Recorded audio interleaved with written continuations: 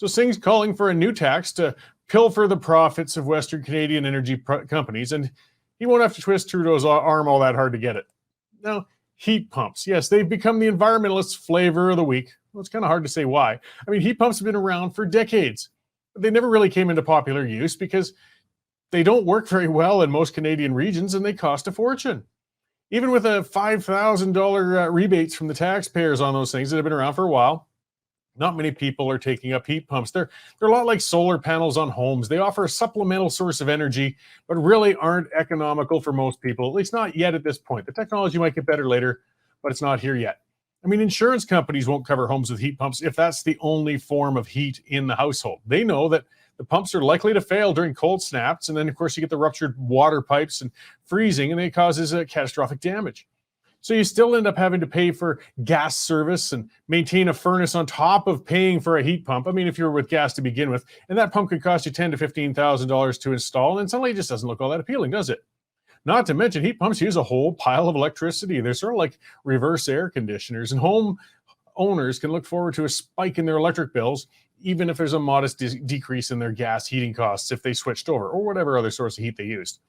All the same, to be fair, they offer one option among many for home heating and cooling. Some people in moderate climates have said they work really well for them for some air conditioning and heat. But we're not in a moderate climate. That's the problem. But either way, hey, if it works for you, good for you. I have no issue with that choice. The problem comes when the government taxes me, though, to pay for somebody else's heat pump. Then I have a problem. Because like electric vehicles, people aren't inclined to buy these heat pumps without huge subsidies. Also, the subsidies are going to have to be massive to encourage large numbers of people to invest in systems that just don't work well for them. So why have we got this sudden big push for these pumps? Well, Trudeau recently stepped in it. Nothing new. He cut the carbon tax for home heating for people in Atlantic provinces who use heating oil. It was a crass move to try and buy electoral love from the East Coast, and it blew up in his face. In a bizarre attempt to justify the move, Trudeau said it was to encourage people using heating oil to switch to heat pumps. Now, how would making it cheaper to use heating oil how would that encourage people to move away from heating oil in the first place? It's a mystery only Trudeau could understand. Still, this move brought heat pumps, which had previously been a seldom used heating option into Canada, into the spotlight.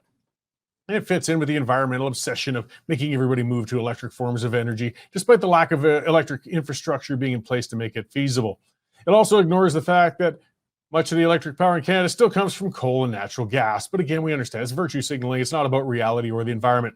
Jagmeet Singh knows people aren't willing to invest in heat pumps. So like a good socialist, he feels the government should do so on the people's behalf, even though it's our money. The costs to convert every home to heat pumps would run into the hundreds of billions of dollars. At least that's according to Western Standard energy writer Sean Pulzer. You can look that up on there.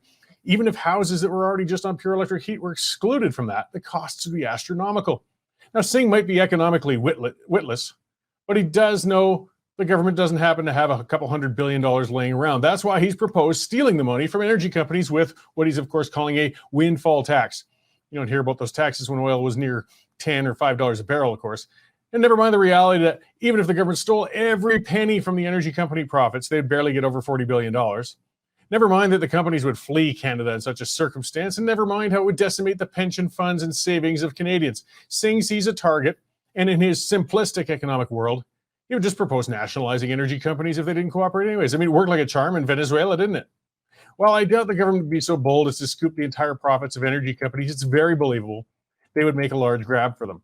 Trudeau's floundering, and Singh is a slave to a socialist ideology. Neither party has anything to lose in enraging the prairie provinces. The policies of the government don't make sense because the government isn't even trying to make sense anymore. Trudeau's throwing everything he has at the wall in hopes of somehow turning about his plummeting political support, and Jagmeet Singh is working to take advantage of the government's weakness.